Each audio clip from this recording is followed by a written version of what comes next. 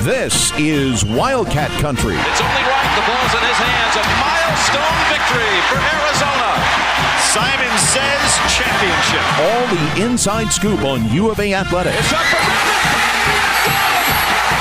end zone. Arizona has scored the touchdown. Wildcats win. Let's go to work, brother.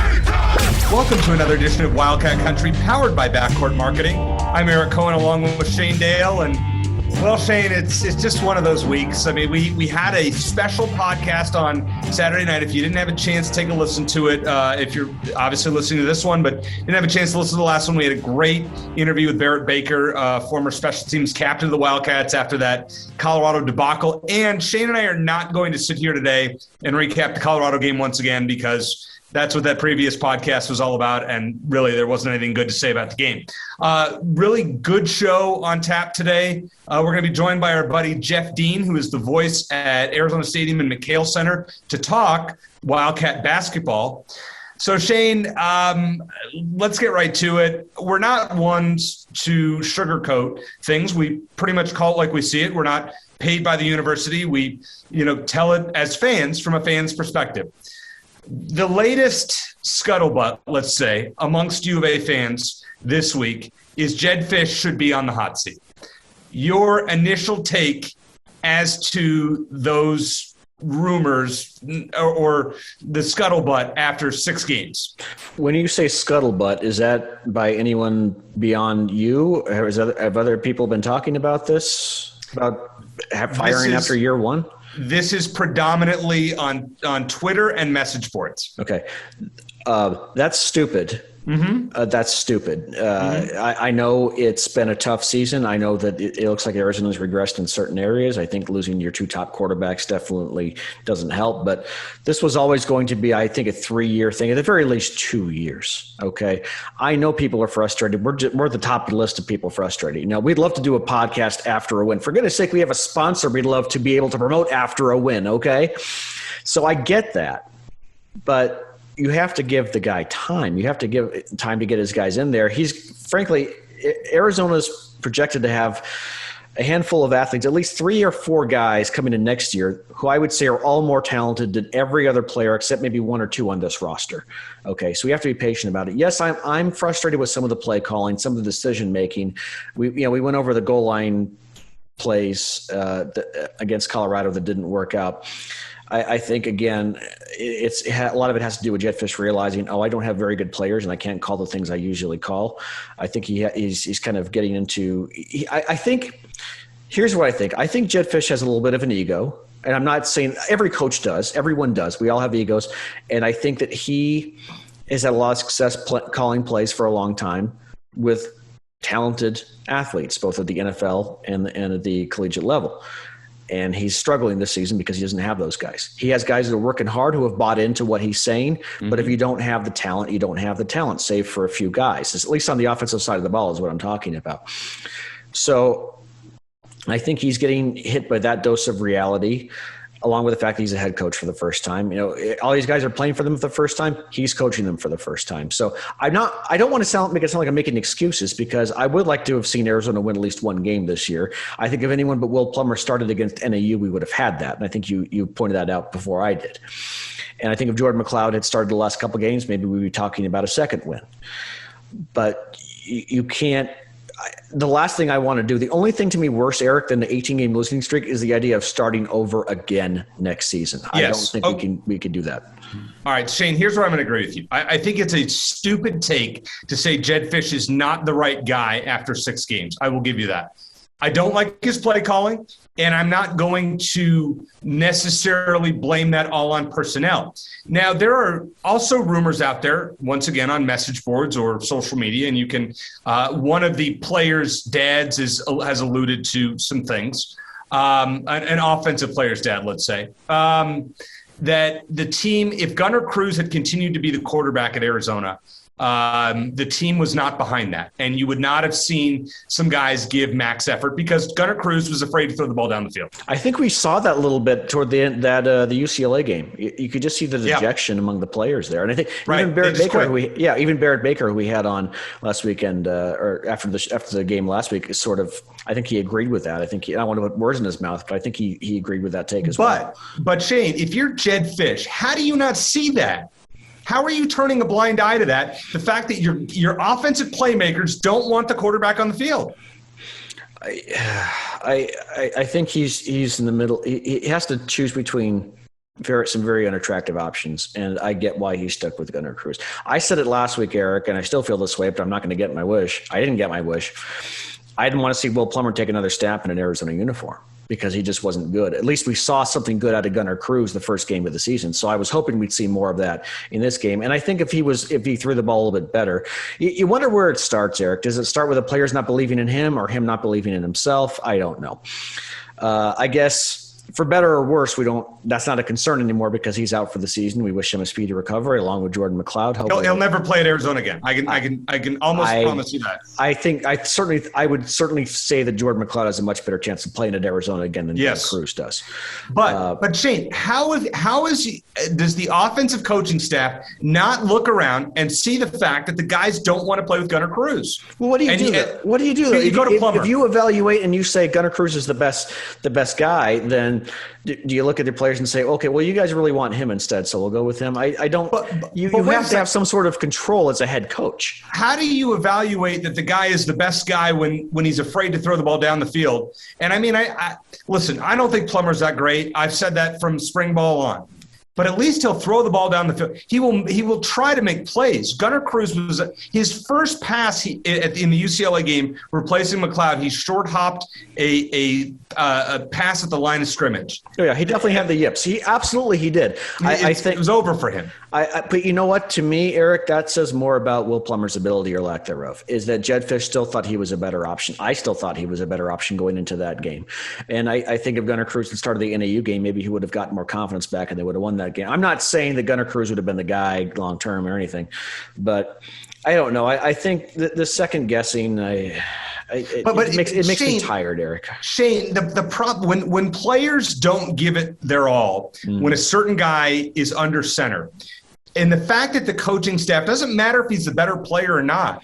I mean, if guys, for example, let's look at Green Bay. If the guys weren't going to give it their all for Kyler Murray or for Aaron Rodgers, but they were going to for Jordan Love, I mean, at some point, you're saying they should have benched that they would have benched Aaron Rodgers for Jordan Love. I mean, at some point, if guys are not running routes for Aaron Rodgers, they're like Aaron Rodgers is afraid to throw the ball down the field. Jordan Love is not, and I'm not saying this year, but down the road, let's say.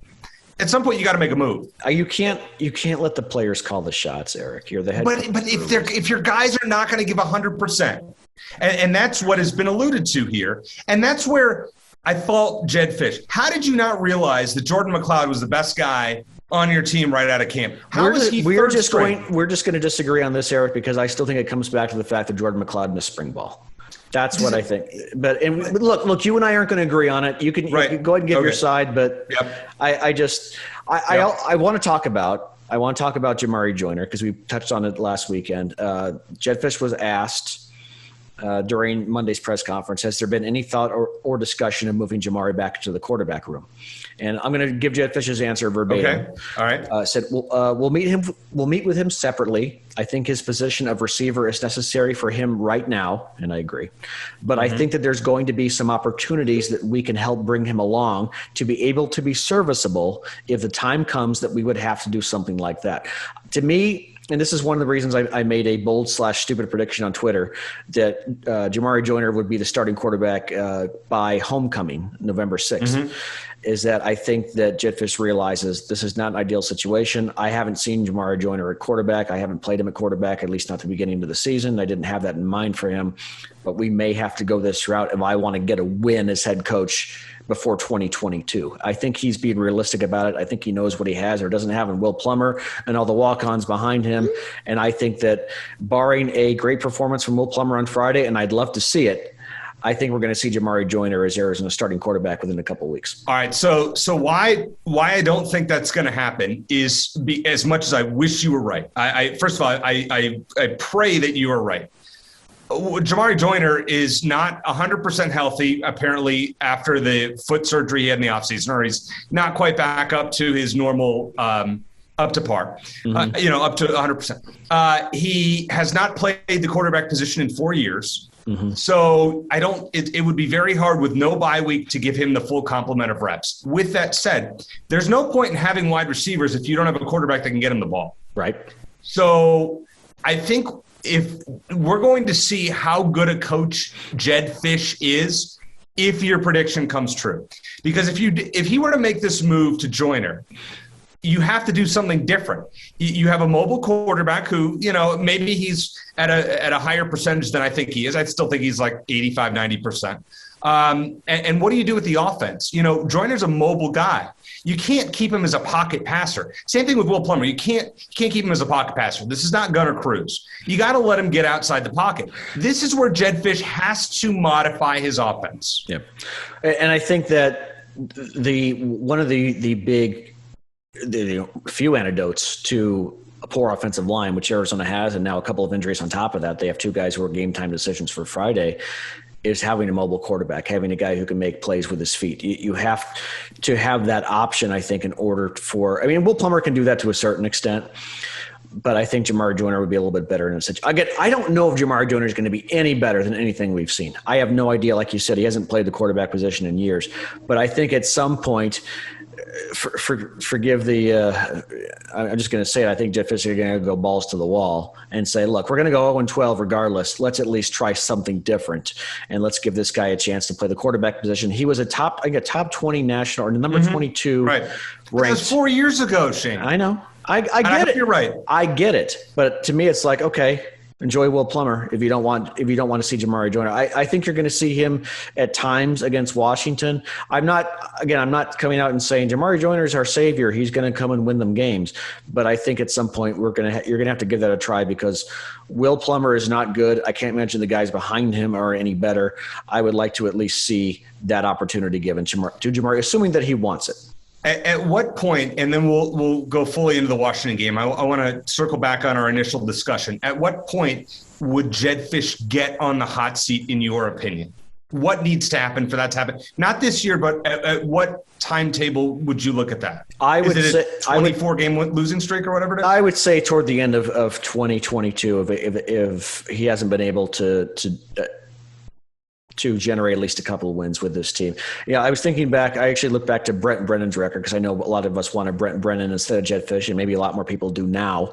Back again at this point, Brent Brennan won 3 games his first 2 years at San Jose State.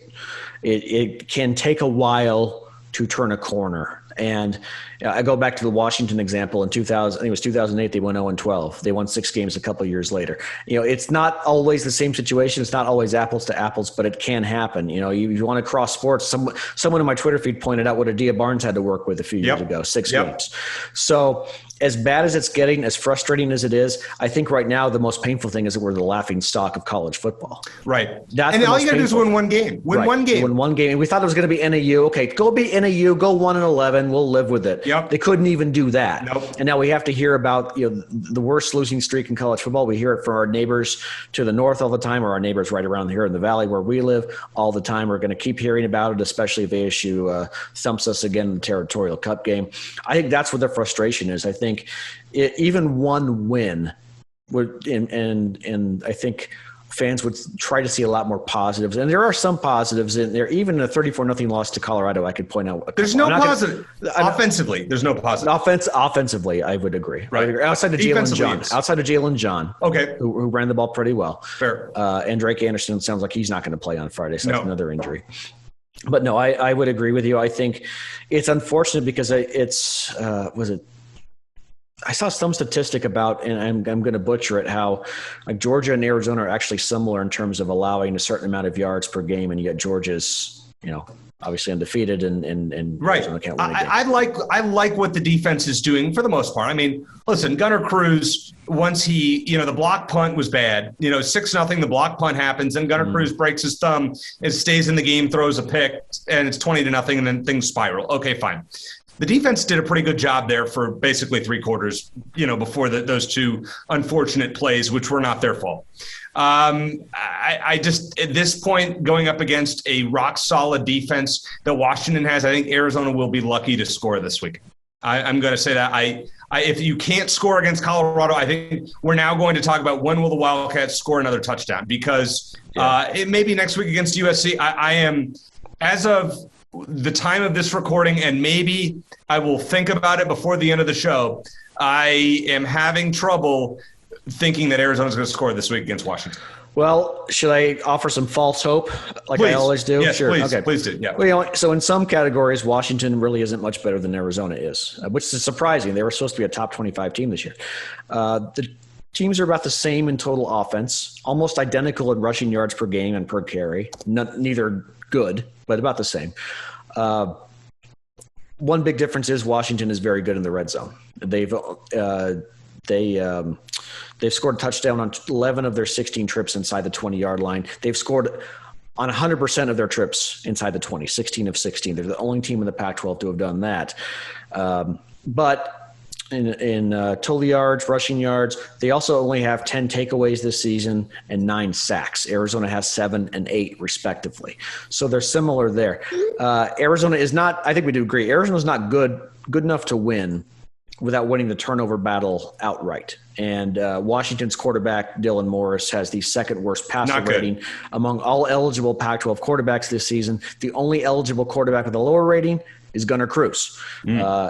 Morris has thrown 8 touchdowns this year. He's also thrown 8 interceptions, which is by far the most in the conference. They have a 5-star behind him. Why, with a legacy to Washington? Why is he not playing? I don't know. Sam Heward, I don't understand. Well, with Arizona's luck, we'll see him in the second quarter, and he'll torch Arizona like NAU's third-string quarterback did a few weeks ago. Well, Shane, remember, the Wildcats were 4-1 when they hosted Washington, and I believe we're leading at halftime. Back in 2019. The Kevin Sumlin era. Yep. And Arizona has not won another game since that second half. That's right. I had forgotten about that. And that was weird because that was the same schedule at home against UCLA, at Colorado, and at home against Washington. And they were 4-1, 2-0 in the Pac-12. And that was it. And we're thinking, okay, top 25 if they win that game, and then the bottom fell out, and we have not sniffed victory since that particular game. So I appreciate your statistics. I think Arizona's defense has to win this game for them. Agreed. I mean, 100%. You have to hold Washington at this point to probably under 16 points. You got to hope if the Wildcats can score 17, you got to hope that's good enough. They've got to generate some turnovers. They have to generate some they haven't done it all season, but they're going to have to get lucky. Like I said during our post-game show last weekend, they've got to get some bounces go their way. A fumble that lands in the lap of a defensive lineman, a pass that goes off, as we've seen before, a receiver's shoe and into the hands of a DB. Something like that has to happen, and probably more than once for Arizona. And I think it's more of as much of a mental thing as anything else. Like I said before too, I think this team has to remember how to win, and it's been so long for so many guys. And once they look up at the scoreboard and say, hey, we're ahead by a touchdown, or we're ahead by 2 touchdowns, maybe we can actually win this thing. And that belief starts to fill in, and the few fans that are going to be at Arizona Stadium on Friday, including yourself, get behind them, then maybe we start getting the snowball. That's the only way it's going to happen, though. Will Plummer is not going to win this game for Arizona. I absolutely agree with you. Maybe he'll find a way to not lose it, not turn the ball over, but he's not going to win this game. The defense is going to have to do it for sure. It's going to be a sparse crowd at Arizona Stadium, as I've been talking about the last few weeks. If there are 10,000 people there in attendance, I'd be surprised. Coming up next, let's talk to our buddy Jeff Dean about some good news. The basketball team here on Wildcat Country, presented by Backcourt Marketing. Always glad to have our good friend Jeff Dean join us here on Wildcat Country, presented by Backcourt Marketing. He is the voice at Arizona Stadium and McHale Center, and as I said, I mean, he's the most optimistic Wildcat fan and just employee that we know. And so it's great to have him on this uplifting edition of Wildcat Country. All right, Jeff, I promise, only one football question to start, and I'm going to keep it simple, and you can answer as you choose. A few weeks ago, you were fairly resolute when I asked, will Arizona win a game this year? So once again, after what you've seen the last couple of weeks, will Arizona win a football game in 2021? Well, I'm going to hesitate a little bit longer than I did before when I answered the question before, because obviously a lot of things have changed since then. Yep. When I was answering the question before, they had a starting quarterback that apparently was able to move the football in Jordan McLeod, and now they don't have their first or their second string quarterback. The laziness of Rich Rodriguez and the inability of really to do anything of the Kevin Sumlin administration left this quarterback room extremely empty. And now with one scholarship quarterback left on the team, and then essentially two walk-ons, one of them being a true freshman, and then a wide receiver who hasn't played quarterback in 4 years. I mean, obviously the most important position in sports, and being extremely thin and lacking talent in that position makes things a lot more difficult for Arizona. I still think there's a win in there somewhere in the next 6 games, just because, and not because of anything that I think that Arizona would do.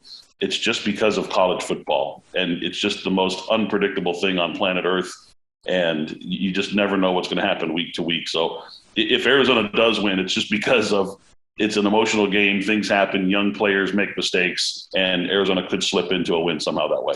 Listen, 1-11 would never feel so good as it would in 2021 if the Wildcats are able to win one. It would give us the enthusiasm that we need going forward. Okay, speaking of enthusiasm, I'm kind of switching it up here, Jeff. We're going to talk the positivity on this episode of Wildcat Country as we've done thus far. The basketball team, men's basketball, we're going to stick to that. And obviously the women's team in the top 25, we're excited to see what they can do. And we'll hopefully have on Coach Dia Barnes here coming in the next few weeks. But men's team is ranked 29th in the AP poll. I want to ask you, Jeff, to start your enthusiasm on a 1 to 10 scale, 10 being the most excited, 1 being the least. Where would you rank your enthusiasm heading into the 21-22 season for this men's basketball team? I mean, I think it's where it's been all of my life that I can think of, outside of maybe in the maybe in a couple of years where there was some insecurity at head coach. But I think as long as I've been watching Arizona basketball, it's been a 10. I've always been just extremely excited to get basketball season started, because it is an exciting product. It's a product that I grew up watching. It's a product that has a lot of history. And no, they're not considered a blue blood. Nike considers them one of the elite programs in the country. So I think we should all include them in one of the elite programs in the country. And the bringing in of Tommy Lloyd and his new system, if anybody got a chance to watch the Red Blue game, if you were there in person or if you watched on the Pac-12 network, you saw a little bit of a glimpse of what this offense is going to look like. And I was able to catch a lot of the interaction between Tommy and his players, and it was all just, wide open. It's positive. It's, hey, if you're open, take the shot. Otherwise, pass the ball. And it's going to lend itself to a much more exciting product. I think Arizona is more talented than people are giving them credit for. They have probably anywhere between 3 and 4 NBA players on this team as it stands right now, and possibly more, depending on the growth of players like Adama Ball and some of the other young freshmen on the team. So it's more talented. They've got some strength down low. They've got a really, really kind of a jack of all trades big man in Azuolas Tubelis. And I think if they can just find a way to work around the lack of depth at point guard, they're going to be a solid team this year. And like I said, it's a team that's going to be in the top 25, and I think a team that'll definitely be in the top 4 or 5 of the Pac-12 throughout the season. Shane, I'll tell you, I'm really excited. I mean, based on what Jeff just said, it's hard not to be. I mean, I think everybody with this Tommy Lloyd era and the fact that there's just the wide open style of ball that we saw in the Red Blue game, as Jeff referenced. I mean, for me, it's like an 8 or a 9 is that enthusiasm level. 10 is reserved for like top 10 teams. Where would you put your enthusiasm level there? I put it around the same spot that you have it, Eric. Partly because I'm sick of football. I know I hope they do well. I hope they win this weekend, and we'll keep talking about them. But it's been difficult. I'm looking forward to covering something else, something hopefully more positive. And since we talked last, Eric, the men's basketball media poll came out and had Arizona tied for 4th. I know how much stock we put into media polls. I probably about as much as Jeff does. But I think that's actually about right, maybe going into the season. I think it's fair. I'm looking forward to some of the ranked opponents they face, at least ranked as of now on their non-conference schedule. They got number 11 Illinois, number 18 Tennessee, both road games. They could possibly have a third if they play number 6 Michigan in the second game of the Roman main event tournament, I believe it's called, in Las Vegas a few days before Thanksgiving. But yeah, I'm with Jeff. As of now, I'd say Arizona has a big 2 coming into the season with Ben Mathurin and Azuolas Tubelis. And I think, and I know Eric will laugh at this because I've loved this guy from the start. I think it could turn into a big 3 with Kerr Kriisa, who actually gets to start the season on the court this time. Yes, I agree with that. You combine that with some front court depth that they have now, some shooting depth, which I think they have, especially when Pelle Larsson is able to return. And I think this could be a very legitimately good team with a ceiling of a second-place finish in the Pac-12 behind UCLA. For now, I'm fine with where they're ranked, both in the media poll and the AP poll. I think those are more than fair. We got a lot of new pieces again this season, including in the new head coach and mostly new staff, and a different, more up-tempo style and play, maybe kind of a 8 seconds or less vibe coming to Tucson. But I'm looking forward to seeing what they can do, and I'm more excited about basketball season than I have been in a while, and I'm just hoping that we don't get more news in the middle of the season again that Arizona won't be eligible for the tournament again this season. I would agree with that. Now, Jeff, this is kind of a random thing that I'm going to throw in the middle of this discussion, but I can't resist. The other day I got an email about tickets at McHale Center, and I immediately went and bought one game thus far, and that is ASU on January 29th. And what I was talking to a couple of my Sun Devil friends, Wildcat tickets are cheaper at McHale Center than Sun Devil tickets are in Tempe. Would you say that there's a reason, and I bought decent, lower upper deck seats. That's an apples to apples comparison, Eric, just to be clear, you're comparing the same kinds of seats. Yeah, upper deck seats at McHale Center, which by the way are better than upper deck seats at Wells Fargo Arena. Is that what it's still called in Tempe? It's Desert Financial. Desert Financial Arena. It's not the bank anymore, it's the credit union. Okay, good. Yes, just checking. Jeff, is there a reason? I mean, can you justify that? I mean, Arizona has a much better product with a new coach, everything, and I still think tickets are very, very affordable at McHale Center to come hear your voice as compared to other places. Any reason for that? Yeah, that's wild. I really didn't know that. I can't believe that they're charging anything more than a few dollars to go watch games in that dump in Tempe, to be honest with you. Always good to get Jeff's unbiased opinion about ASU. I mean, an especially unproven product. I mean, you're talking about unproven product. The only thing that they know about, as far as this season goes in Tempe is that Bagley. Bobby Hurley has yet to put a full grasp on how to run the offense there. I mean, that's really what their claim to fame is. They've underwhelmed every single year. He's shown that he just rolls the ball out there. They don't really have much of a semblance of organization on offense. And trust me, I'm not the only person that's saying that. People inside the organization are saying that as well. That's a strange thing. I can't believe that tickets are more expensive in Tempe than they are at McHale Center. I'll tell you this, Jeff. I bought 3 tickets that are semi-center court, third row of the upper deck for $50 a pop, all fees included. That's great. I think that is. I mean, when you're talking affordability to watch this kind of a product this year, and I'm not trying to hype just to sell tickets and go hear the majestic voice of Jeff Dean in person, which is cool. It adds to that McHale Center environment, honestly. But it's really good value to watch a team that is young, exciting, as Shane said, with a possible big 3. I mean, of guys that, this team conceivably could be the second best team in the Pac-12. Behind UCLA, and normally, UCLA is bringing back all 5 starters from a team that probably should have been in the championship game. So hard to argue with that. But this is a really good team. You got, a great schedule, great weekend games. I mean, if McHale Center isn't sold out for every Pac-12 weekend game, at least, if not everything, I'd be really surprised, wouldn't you? Yeah, I would be surprised. But then again, these are weird times that we're dealing with. We're still coming on, the downside slope of the COVID pandemic here. It's been, going on 19 months now. So I think that there's still plenty of that, still kind of hanging around, especially in the city of Tucson, where they're a little more cautious there than they are in other places here in the state and across the country. And, not to harp too much on tickets, but, I saw some of the red blue packages that are out there, and they're starting at $245, and you get 7 games for that. I mean, there's some incredible packages, and there's some really great matchups. So those are some really cool ideas as well. If you don't want to do the whole season, you can still get for under $250 to watch 7 games at the Kell Center, which is just awesome. And, like you said, I don't want to limit the ceiling to this team to just second place, because we just simply don't know. Maybe Tommy Lloyd is magic elixir, and maybe he is able to figure some things out and out scheme a couple of coaches and win a game against Dana Altman or win a game against Mick Cronin somewhere and, challenge for that first place. Because, let's face it, Oregon is going to be establishing an entirely new team this year. Mm-hmm. Arizona State is establishing an entirely new team this year.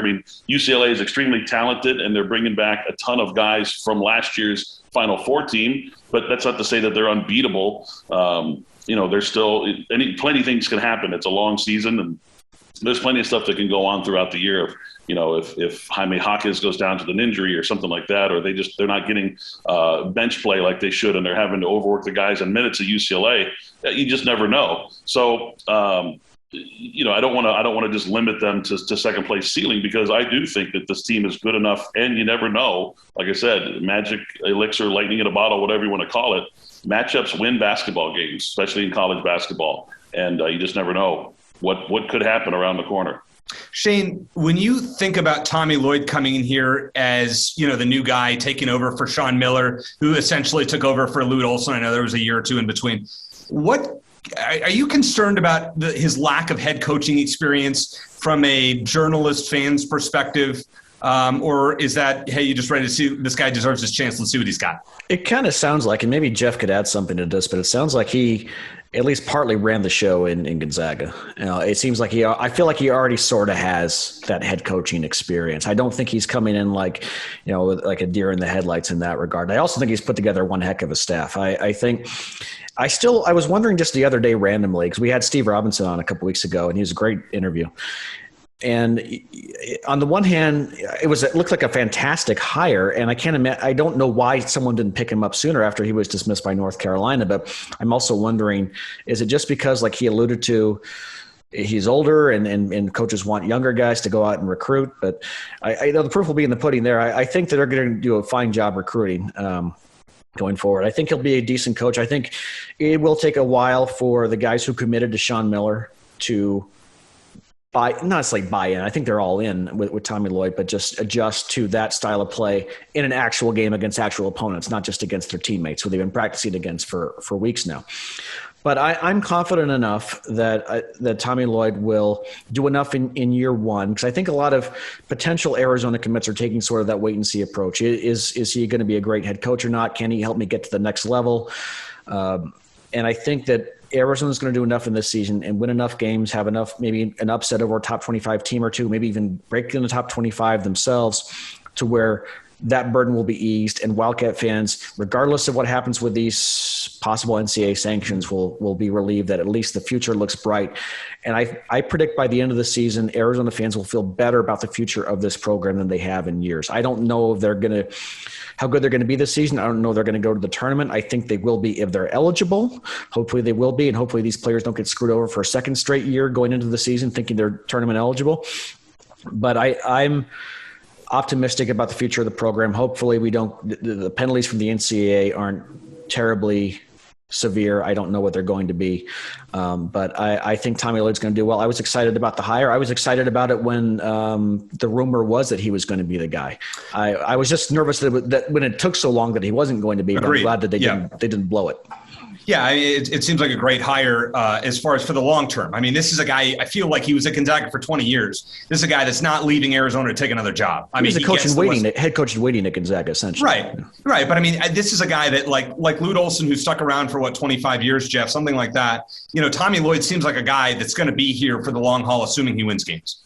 Well, you'd like to think so. You'd like to hope so, certainly. You never know what a dream job would be for a Tommy Lloyd. I mean, he's really never known anything other than what he's had at Gonzaga. He played at a small school, he played overseas. So, you don't know what his dreams and aspirations are. We all thought that Sean Miller was going to be here for the long haul, and then we had to go but we had to go running onto a tarmac to pull him off of the plane to Maryland. So after 2 years, you just never know what's in a coach's mind. But I can tell you this, that Shane, to talk about your, the aspect that you're talking about there. I have a very close friend who played for Tommy and Mark at Gonzaga. And he goes back even further than just a few years ago. And even he will tell you that was Tommy Lloyd's team. It's been Tommy's team for a long time. Jeff Goodman, who is a good friend of mine, and I talk to Jeff on a pretty occasional basis. He told me a couple of years ago, before Tommy Lloyd was even on the radar for Arizona, that Tommy Lloyd was the guy. And Jeff's a U of A guy. So these are all things that led me to believe that if and when Sean Miller was no longer the head coach at the University of Arizona, that there was only one man that was going to satisfy my appetite to replace him, and that was going to be Tommy Lloyd. Jeff, where does Arizona rank in terms of prestigious college basketball jobs these days? Is it still a top 15 job in college basketball, or do you think it's higher or lower? It's really difficult because the landscape of recruiting has changed so drastically over the last 10 years. It's not like in college football where you can say, you got Southern California, you got Florida, you got Ohio, you got Pennsylvania. You really have to kind of look at, it's not anymore about what's in your backyard. People say that USC is a great football job because you open up your back door and there's 200 four-star players at your disposal for you to offer. It's not that way in basketball. There's players in tiny little small towns. I mean, they went and got Zeke Naji from some little town in Minnesota, some high school that Sean had great respect for the head coach and basically said, I take your word for it. If you say this guy's pretty good, we'll take a look at him. And, he's in the NBA, he's on a starting roster today. So, or not a starting roster, but he's on the opening day roster today in Denver. Right. So, recruiting has changed things so much. I mean, I think Arizona is a top 15 job because I think, number one, the McHale Center, that is a huge draw because you know that you're going to win home games. I mean, you have a built-in winning percentage and an 80-plus winning percentage when you go to Arizona, as long as you can just keep a good product on the court, not a great product, a good product on the court, you're going to win games because the McHale Center is such an incredibly dominant place to play your home games. And then I also think that the weather is a great draw. Small town, big town doesn't play as big a difference, as big a role in college basketball as it does in football because kids are used to playing in small towns. They get recruited by places like Butler and, small little places that don't matter much. They get recruited by small schools. Xavier, a school with like 4,000 enrollment, is one of the better programs traditionally over the last 15, 20 years. So I think, Tucson fits in very nicely in what can be considered some advantages in college basketball for as far as a head coaching job goes. And then you get to play still in the Power 5. You get a Pac-12. You play on the West Coast, and you get to recruit LA 4 times a year, which is great. So that's always helpful as well. Let me just add something, Eric. I just want to say I feel like the perception of Arizona basketball, despite all the off-court stuff the last few years, I think the perception is a little higher than the actual on-court product, at least over the last few years. I think if you ask most casual college basketball fans, or at least fans in other parts of the country, or if you would have told them that Arizona hasn't been to a Final Four in 20 years, I think most of them would be shocked. I agree. I think most of them think that, how is that possible? That they're a power, and they've been very good over the years. Don't get me wrong, a lot of Elite Eights and Pac-12 championships, but the intro video that we've had, 4 Final Fours, 1 national championship. At schools like Duke and Kentucky and Kansas, North Carolina, they'd look at that and say, yeah, that's cute.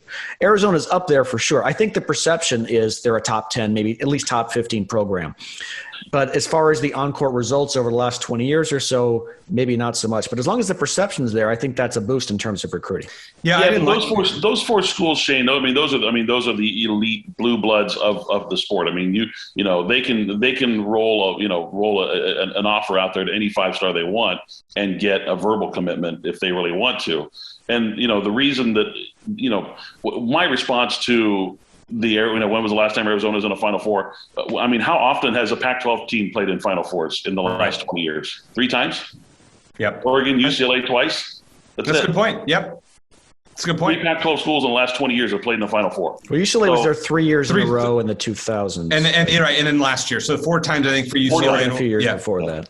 But still, I get your point, though. I understand. All right, I got one last question before we go into our football picks, guys.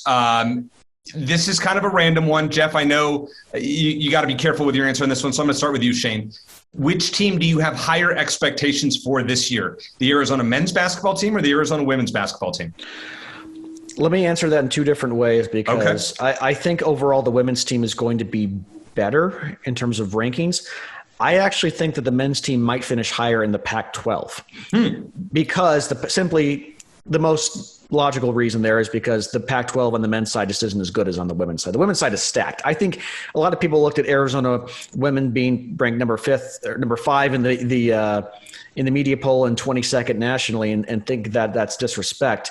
I think that is more about that says more about how good the Pac-12 is and frankly how good Ari McDonald is and how much they think that Arizona is going to suffer with her loss, which they will. I think,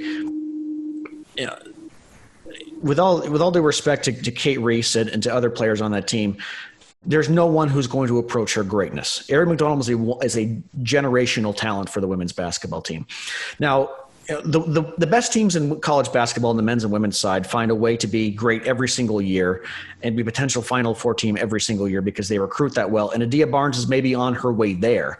They already have commitments from 3 top 100 recruits for 2022, including the number 9 overall recruit, Zignaji's sister.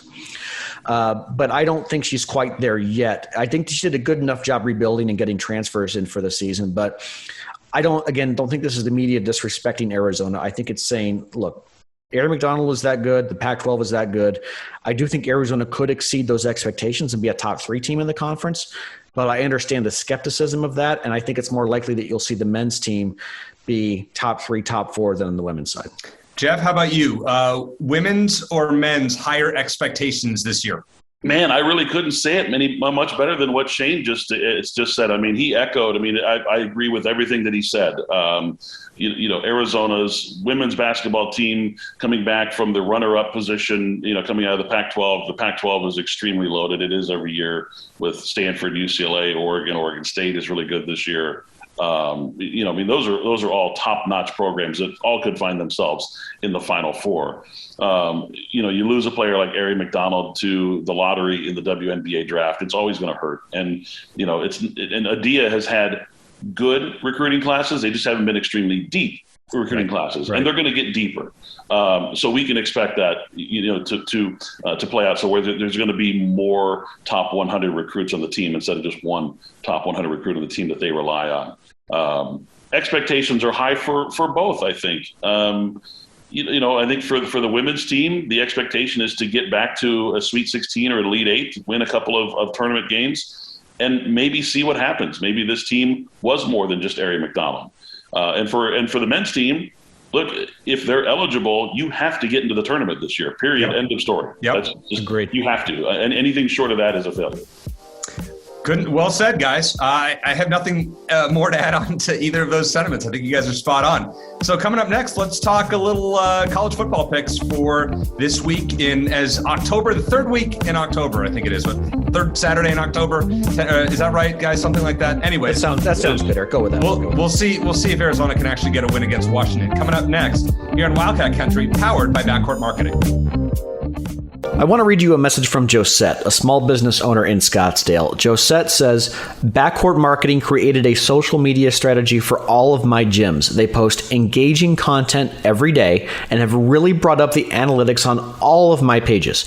We meet to go over marketing ideas every month, and I really appreciate their personalized approach.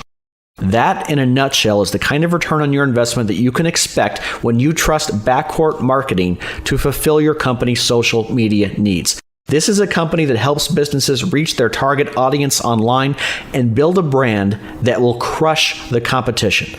They're a dedicated, knowledgeable team of brand advocates, designers, and creative writers who will help take your business to the next level.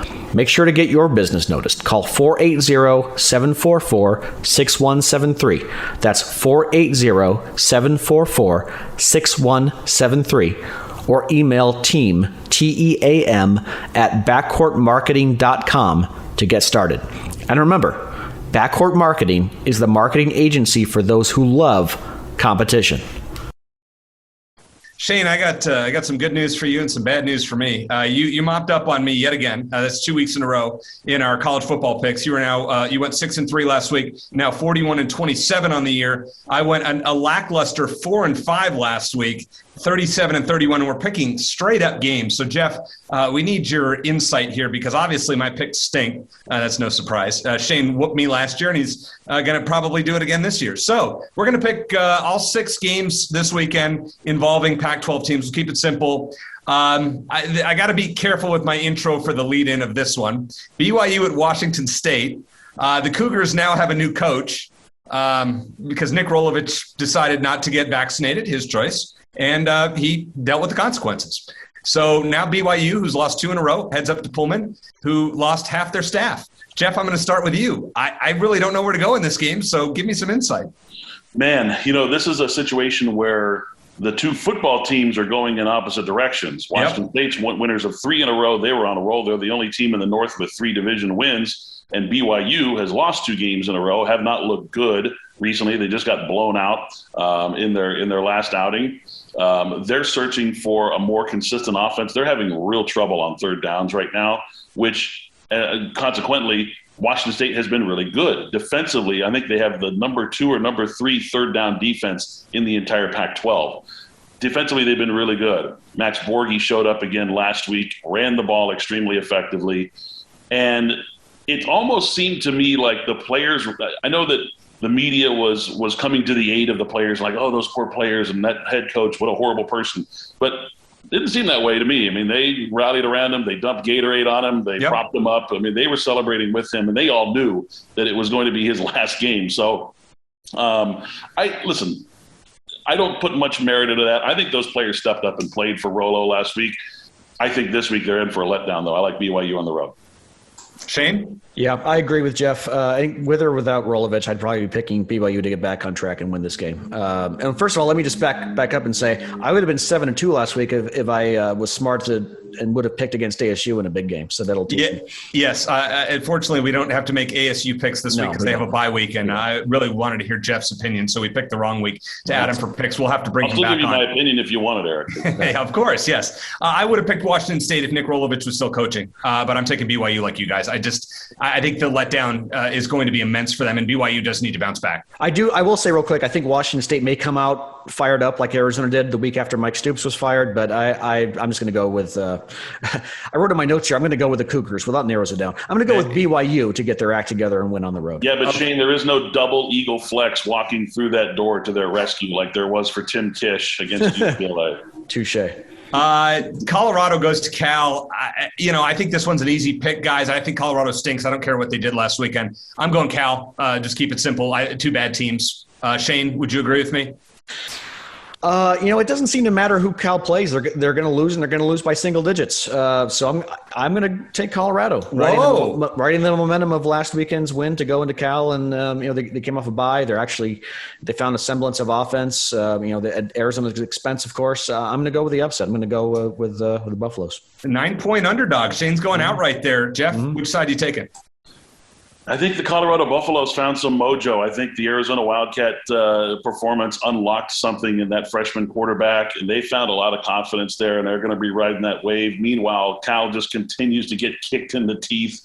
They continue to make mistakes at the exact wrong time, and I think it'll open up enough of a crease for Colorado to win that game on the road. Wow. I was just going to glance at this game because, thinking 9-point favorite, Cal's due to bounce back. Guess I was wrong. So we can still glance at it. It's going to be boring as hell, but I'm just still going to pick Colorado. I assumed we were all going to take the big favorite. So shows you what I know. All right, this game, I don't understand the spread on this one. Utah's a 3-point favorite going on the road to Oregon State. The Beavers showed their true selves against Washington State the other week, and I think Utah really stepped up last week and just buried ASU in the second half, which I know all of us were thrilled to see. I'm going with the Utes on the road. I think this is a fairly easy pick. Jeff, I would assume you're going to agree with me on this one. It was a big emotional game for Utah last week, of course, with the dedication of their fallen player. Right. That was a huge moment for them.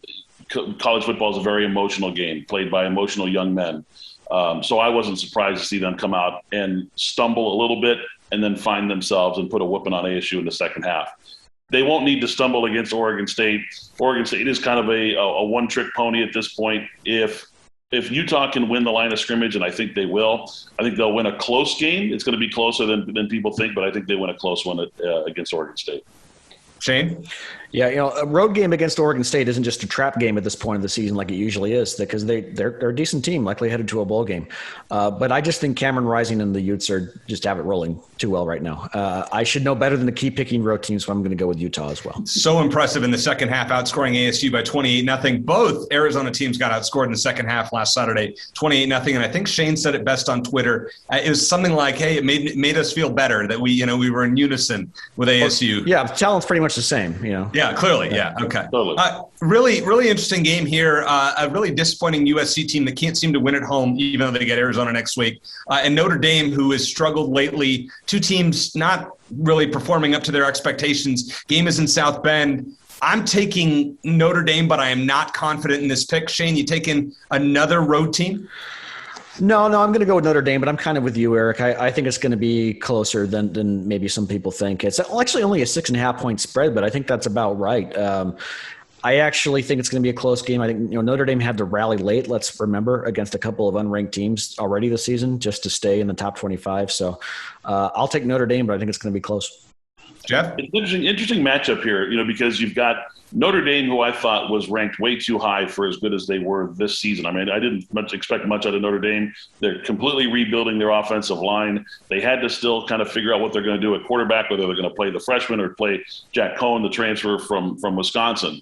And there's an interesting matchup because you got Drake London for USC, one of the best receivers in the country, and then you have one of the best secondary players in the entire country at Notre Dame. So I think it's going to be an interesting matchup, but I think in every case it favors Notre Dame, except for in the trenches, which is where a lot of games are won. However, Brian Kelly is so vastly better at coaching than Dante Williams is.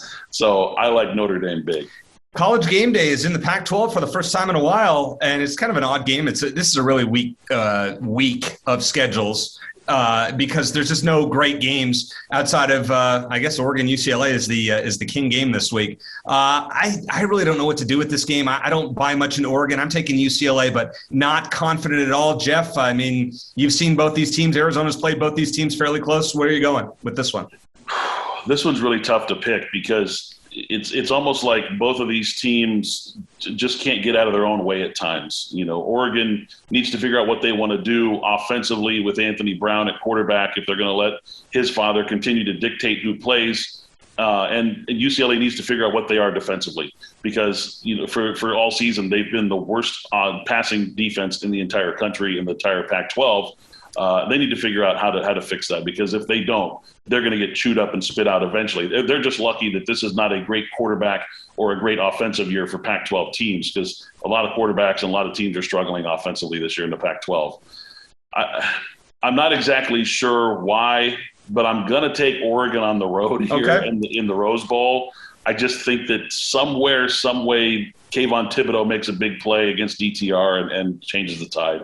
Shane, Chip Kelly against his former team. What do you got?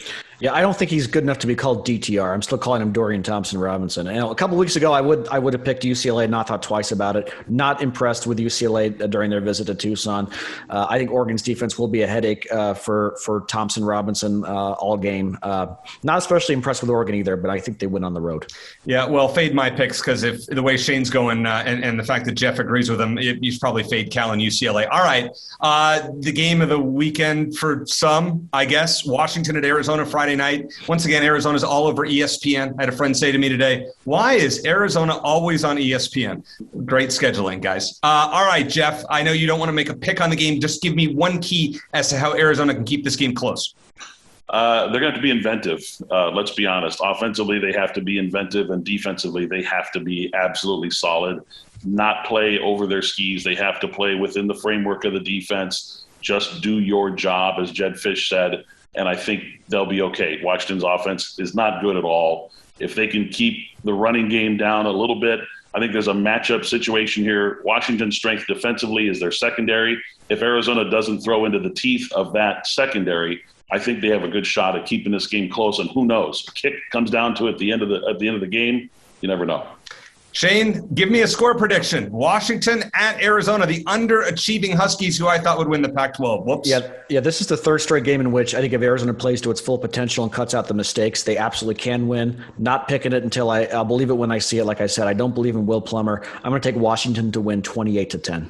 28-10 for Shane. All right, I'll make this one quick. I'm not confident. I think Arizona could keep the game close, but I'm going to predict. I saw nothing last week that showed me they could. I'm going to go Washington 27, Arizona nothing. Back-to-back shutouts. I really hope I'm wrong. So when the Wildcats score a point, you guys can all make fun of me. Thanks to our buddy Jeff Dean, who is the morning show host on ESPN Tucson. Check that out, as well as the voice of Arizona Stadium and McHale Center. Shane, as always, a lot of fun. And thank you to our sponsor, Backcourt Marketing. Check them out at backcourtmarketing.com and our friends at All AZ Sports for producing the podcast. For Shane Dale, I'm Eric Cohen, and as always, bear down. Bear down.